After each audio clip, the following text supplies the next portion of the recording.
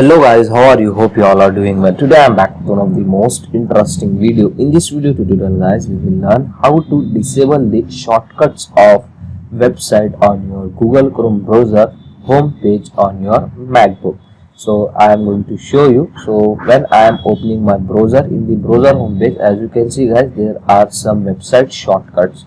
To hide this or to disable is this guys, just open the customize Chrome in the bottom right side corner of your screen, and here open the shortcut tab from the left panel. Just click and open it, and here you can get the option hide shortcut. If you want to hide that, just enable this option. After this guys, just click on done. That's it. As you can see guys, our home page was now totally black. So these are the easy and simple method to hide the shortcuts of your website from Chrome browser homepage on your MacBook.